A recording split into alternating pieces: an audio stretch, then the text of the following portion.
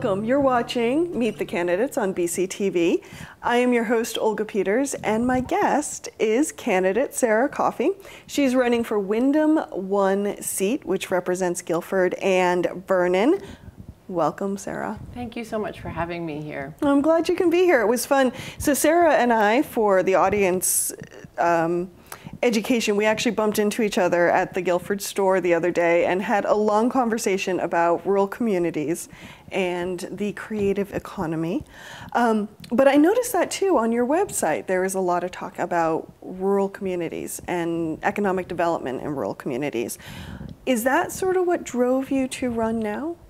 Well, I think there are a number of reasons that drove me to run. I think the first is that I'm the mother of 2 kids, and I really think about the amazing education and community that they're growing up in, and how all of these kids, so many of these kids, are really amazing. And I want there to be a strong economy here so that they can come back to this place. So I think Vermont is really quite an interesting place because of our rural economies, and I think Guilford and Vernon in particular, while we're part of the greater Brattleboro community, we have a long history in our rural roots of farming, and I think that we have some specific needs and interests that need a strong voice up in Montpelier, and that's really why I'm running. My work with Vermont Performance Lab, as some people might know, has been an amazing platform for me to get to know our communities, and kind of a hallmark of that work has been, at the heart of it is really listening, kind of listening to what an artist might want to do and listening to what's going on in the community, and bringing those projects together, but also then bringing a diversity of people together because it's often around, we pride ourselves on the civic engagement around issues, whether they're social issues or environmental issues, but it's really been an incredible privilege to get to know so many people in our community through that work. And so running seemed to me, when somebody asked me if I'd consider doing it, I thought long and hard about it, but it did seem like a natural next step because of some of these skills between balancing budgets and having to really stretch a budget and prioritize what we want to do, with the listening that's required to run a successful arts organization, are kind of the qualities that I think a good legislator would have, and a good representative would have. So it's kind of a combination of all those reasons that I'm running. And what are some of the qualities that are unique to Guilford and Vernon's economies that you think need some special attention? Well, I think, like I said, the people who live and work in Vernon and Guilford, many of them do work in the greater Brattleboro area, but we're not bedroom communities of Brattleboro. There are, the obvious, the big thing, Vernon as being a center, an energy center, right, with the Vermont Yankee, which recently closed, as everyone knows, and with the Hydro-Quebec as an energy source. That's been a huge part of their economy in Vernon. And with the plant having closed, now we're looking at, I think it's really important to think how we can redevelop that economy, and because that was a huge part of southern Vermont. So what I think are some of the big challenges in our rural communities, like Guilford and Vernon, are access to technology, like high-speed internet. I'm not talking about Comcast, I'm talking about like fiber optics. As I've been doing my door knocking, I have met so many people who work in film and digital media, or who are IT people, meaning like entrepreneurs or workers who are working from home. And many of those folks would like to grow their businesses or bring more people up here, or know friends who would like to live here. And they've been able to situate themselves because they have had access to high speed for various reasons, but that is not broadly true in our rural communities. And I also think that we need to have we have an incredible number of creatives in Vermont, and in southern Vermont in particular. And those creative workers in Vermont make up 8% of our economy, which is the same size as agriculture. Oh, wow. And it's significant. And I think these jobs are light on the earth, meaning that, they're not polluters, they're not, and we want to be encouraging more of that. And so in addition to the technology, I think also bringing greater visibility to that work, whether it's through some soft infrastructure like marketing our region, And when I say creatives, I don't mean just like landscape painters or potters. It's the graphic designers who are working for the hospital and designing their websites, and marketing and media people who are graphic artists. So it's and in that number is also some of the artisanal arts, food people who are making artisanal cheeses. Right. So I just think what we can do, there's a lot that we can do to strengthen that, and we're, in my opinion, and I think in the opinion of others, we're in a really strong position in southern Vermont because of proximity to markets like Boston and New York. And because we also have a pretty cool little scene here in Brattleboro, like for younger people, but strengthening all of that, I think, makes our area more attractive, because we are competing with big cities for our young people. And as you know, in Vermont, there's a lot of conversation about how our state is aging. And one way to reverse that is by bringing our kids back here who have been educated here, and also attracting people who have an affinity to Vermont and want to be able to kayak and work from home or start a small business. So my particular expertise is around the creative economy, but I do think it's transferable to other sectors in the economy as well. So, and I just want to add that I think what I've been hearing from people is also access to affordable housing is the other piece. Affordable housing and affordable health insurance are the other two pieces that are really important to foster and strengthen our economy. And I hope we can talk a little bit more about that. We can. In fact, I made a note to do that, because that was partly what we talked about in the Guilford Country Store. Yeah. But before we go on to that, you know, you mentioned your work with the Vermont Performance Lab that you helped found, and you're technically the executive director. Is that your title? Yep. Thank you. But what other qualities would you bring to the position of legislature if you were? Well, I think, you know, there are a few things. I mean, in addition to my work at Vermont Performance Lab, I mean, being the executive director means that you have to know how to do marketing, finances, human resources, and fundraising. And so fundraising is becoming an increasingly big part for any arts administrator's job. And I think what we're talking about in our rural communities is how we can bring resources to our communities to strengthen them. So, and how we can build the message around our communities. So Vermont Performance Lab has helped me with that. But also I feel like the work that I've been doing as a volunteer in our communities is also like an incredible, you know, it's an incredible experience volunteering in these communities. You know, I remember when President Obama, when Obama was running for office, his goal of, you know, increasing volunteerism in the United States. And I just thought, oh, just come to southern Vermont and see where it's alive and well. So, you know, in our, I think it's through the volunteer work that I've been doing particularly with our Grange and the project with the Broadbrook Community Center to redevelop that project. It's been a 5-year process, and some people might not know that, but it started with getting the Vermont Council on Rural Development down here. And I think one of the things I love doing, first of all, I love people. I'm an extrovert, and I love people, and I really am fascinated by people's stories. And growing up in a big family outside of Boston, a big Irish Catholic family, you know, we had a lot of people, but also you know, we didn't have a lot of resources in my family. So I feel like growing up knowing that how hard it was for our family, I really do. I feel like I really can relate to other people who are working really hard in this world. And so, you know, bringing that into Guilford, you know, we have a lot of working families, a lot of people who have histories with our Grange, and with agriculture and so many things. And there are people who are having a hard time. And one of the things that through this, you know, working on this project in Guilford has been such a gift, because we really have worked hard to bring people together. And it's been pretty amazing. And, you know, we thought that it was when people first thought about doing this project, it's an example of, it seemed like it was pie in the sky, $1.2 million that we had to raise. And right now we've already raised $850,000. And it's not because of a few people with deep pockets, it's because of a community coming together.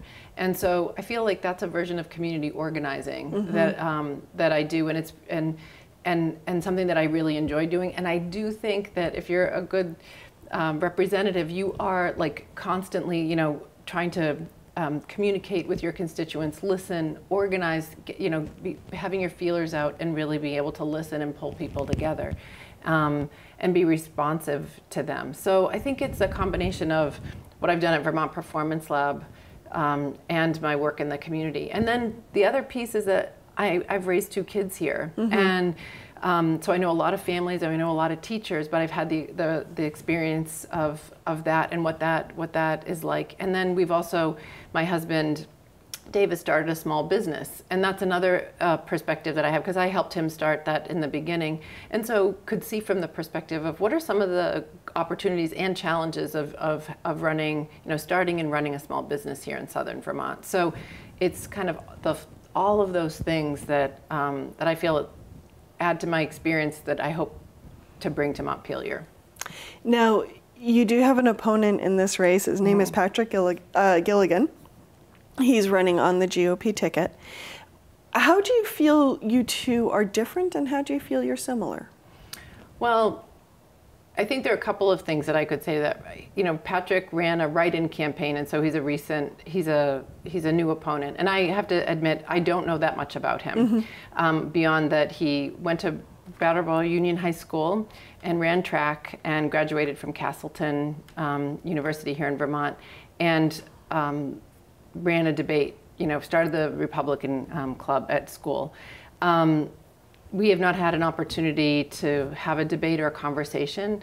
But I think our differences are pretty clear. He puts himself out there as being somebody whose Second Amendment rights are really at the forefront of his campaign, it seems. And I would say that while I absolutely respect people's Second Amendment rights, I think what is important that we did this past year in Vermont was that all the pieces of gun legislation that went through, I think, really was in response to, a potential school shooting. And I feel like it was the responsible thing to do. And we didn't take any guns out of anybody's hands, and we made it so that it was more difficult for people who shouldn't have guns in their hands. So I think that gun owners have a lot of rights here in our state, and I respect that, because we, while I don't hunt, my husband has a gun, and we have people hunt on our land, and really have great relationships, and really respect people who hunt and who also want to protect their home and have a gun in their home. But I'm a little bit wary with all the rhetoric around the NRA that's going on, that it is deeper, that is bigger than that. So that is something that it concerns me, because I don't feel like that's what Vermont needs right now. And the only other thing that I can say is that nationally around the country, there's a lot of Koch money going into Republican campaigns. And I know that Vermont is being targeted as a state to flip. And when I say that, I have, I'm married into a Republican family. So I'm not one of these people who thinks that Republicans are bad. I think that this Koch money is funding far right-wing, candidates. And I don't know if that's what Patrick is about, but he is definitely stepping up in this moment during that time. So I look forward to the opportunity to get to know him and understand his issues. My issues are, I think the complexities around Act 46 and how they're affecting Vernon and Guilford are very nuanced. And I've heard Patrick say he's just come out against Act 46. Now, Act 46 was signed into law in 2015, and our communities and our school boards have been grappling over the last 2.5 years about how to best follow the law. And in fact, this week I'm going to be going up for the meeting in Chester with the Vermont Board of Education, to really hear that testimony, because, as you know, Olga, in these 4 towns, there's not consensus, and in Guilford in particular, there's not consensus. Now, where Vernon pulled out of this district and was able to do that, and they because they felt that it was the best thing for their community to do. I think what's at the heart of this is that we have 2 communities who care deeply about their schools, and I think our town's identities are deeply wrapped up in our schools, and we have a great sense of pride in our schools, and they're really important centers of community. And so we are fearful that these schools are going to close with this consolidation. And I think Vernon and Guilford have taken paths, the best paths that they've, that their school boards have decided to prevent that from happening. So I think it's really, but I think we're going to have to find a different solution. With Act 46, this is one of the biggest changes to public education in Vermont that we've had in the last 100 years. And I think it's going to take, I don't think it's done yet. I think we're in the process of figuring it out, and I think it takes a lot of collaboration and creative thinking to figure out what's best for our communities. Because on the one hand, folks are feeling the pressure on their tax bill, their property tax bill, with the expense of public education. And on the other hand, we want to have the strongest public schools that we can have to prepare our kids for this changing 21st century world. So I think it's an issue that requires some really, it's complex, and it requires a lot of listening and also some innovative thinking. Well, I'm glad you brought that up, because when I was reading through your website, one thing you mentioned is to solve some of the problems that Vermont is facing, we need some system changes. Yeah. And I was wondering if you could elaborate on that. Is there specific systems that you would like to focus on? Do you have priorities around some of these changes? Sure. I think education funding is one of the systems that we're talking about. So I just said a little bit about that. But the other is really about how do we approach economic development as a system. If you're a new business owner coming into this area, well, there are chambers. We have a chamber of commerce in Bellows Falls and Brattleboro, but for us in Windham County, southern Windham County, it's Brattleboro. It's not always legible about where the resources are, that's one example of how we can. And some of those resources are actually not tuned to the individual entrepreneur or creatives, Vermont creatives. And I had that experience, we had that experience when we were looking to start both Vermont Performance Lab and Guilford Sound here. That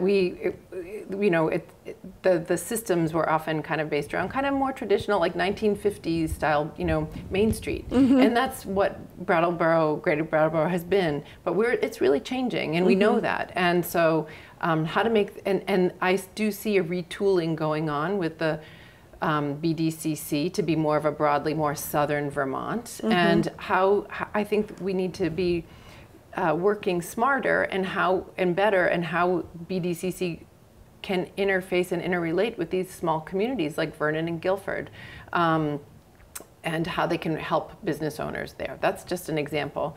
I do think, and this is not an area of my expertise, so I go out a little bit on a limb, but I think it's, I think this package of ways, social services and support that we give to people who are in need needs to be looked at very closely and carefully, because we do, so that we can create not just a safety net, but a ladder out of poverty. I'm deeply concerned about the growing number of children living in poverty in Windham County and in Guilford and in Vernon. We see that in so many ways. So I really think, and many of those, I've talked to many people, many of those services are only available, the offices open 9 to 5. It makes it very difficult to access those services. And it makes it difficult for people who don't have transportation and might not have internet. So I think it's looking at these suites of systems, and how can we be, how can we do them better, and how can we improve? And I do think that I've heard this from people in a number of different sectors, but in particular with social services, there's a lot of good work, but there's a lot of replication of effort, and that there's not a great way for them to be connected.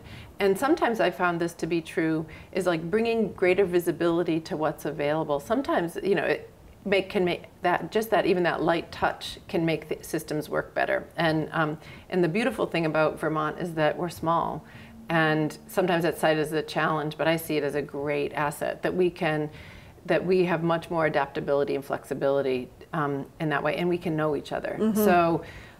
Those are things that I feel like, when in a budgeting process, ought to be at the state level, really considered, all these programs, how look at the data, how are we doing, and how can we improve some of these systems to serve our seniors and our children and people in need.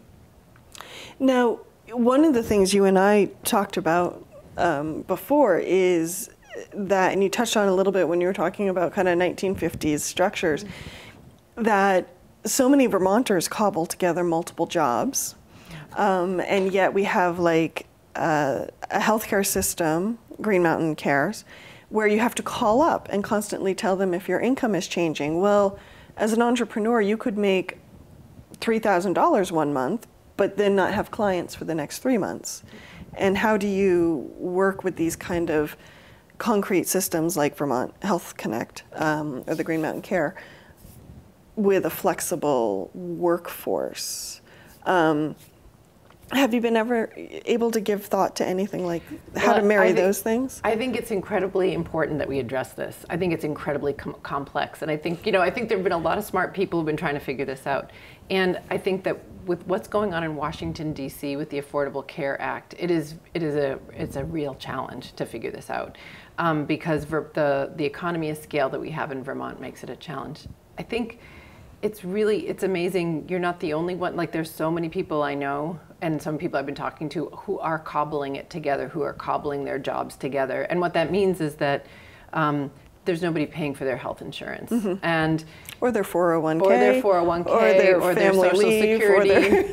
Yeah. Or their vacation time, right? Yeah. And so, what are the ways that we could help small businesses and individuals? I think is, I'm a numbers person, so I feel like I need to see it in the numbers, but I would like to work to move towards a system where we could provide health care for everyone. Mm-hmm. And I know that Peter Shumlin had tried to do this, and he's a smart guy, and and that there were some challenges. I do think that when we're hearing from people like Bernie Sanders, and that there are more people at the federal level coming on board with this. Everybody always says, how are we going to pay for it? But last time I looked, people are paying for it already. Mm-hmm. People are paying for it out of their pocket already. Small businesses are paying for it. If small businesses didn't have to pay such high premiums in health insurance, they could raise the wages of their workers.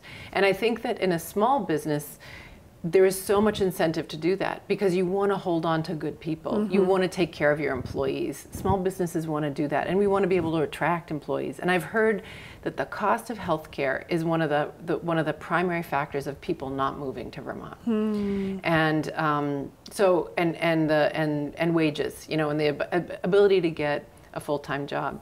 I do think that there is some education that we could do in our business community about giving more flexibility to working people, in terms of flex time. There are a lot of parents who want to be able to, in the early years, be able to stay home a little bit, or maybe they want to go to school. And I think building in that kind of flexibility and working with business owners and small businesses to show them that this is actually, sometimes that doesn't cost you any money, and that mm-hmm. is a huge benefit to business owners. But I think healthcare is one of the, I feel like it's about to become a crisis, and the costs of healthcare are just the things that are bankrupting people, frankly. Mm-hmm. I know people. I was knocking on someone's door on Saturday, and he was saying to me, he had a full-time job, but it didn't come with health care. Mm-hmm. And he was also reliant on housing subsidy. And he said, in our world, somebody working full-time should not have to be relying on these subsidies to make ends meet. Mm-hmm. And I really feel like I'm not the only one who's saying this. There are so many people who are saying this, and I think we all do have to have some skin in the game, mm-hmm. To make this happen. And so I'm not out to raise people's taxes. That's not my agenda. I don't know anybody who wants their taxes raised. Vermont's becoming an expensive place to live because of taxes. But I do think that when we shape our state's budget, we do need to be looking at this as a high priority, and that's what I would want to do. We have just a couple minutes left. If you were elected, let's pretend here that you're elected, and at the end of your first year as a legislator, what would you consider a successful year? Like, if you're looking back on that. Well, I would consider a successful year some programs that would help these individual businesses, especially in Vernon and in Guilford, to start up.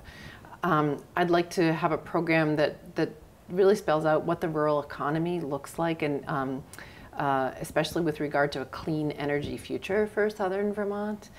And I think I would also want to see, I would like to see some better programs at our local high school, available to local high schoolers, that can really prepare them for some of these, for the variety of local jobs that we're looking at. So I think those would be 3 successes. I mean, they're all you hear me, it's all about the economy. Mm-hmm. And so those are the areas that I would want to prioritize when I'm up in Montpelier. Sara, if people want to learn more about you and your issues, where can they find more information? So I have a website, mm-hmm. Sara Coffey VT, and it's spelled SaraCoffeyVT.com. And I have a Facebook page, and which it's easy to find me on Facebook, Sara Coffey for State Rep. Sara, thanks so much for coming in today. Thanks so much, Olga, for having me. It's a great conversation. Same here.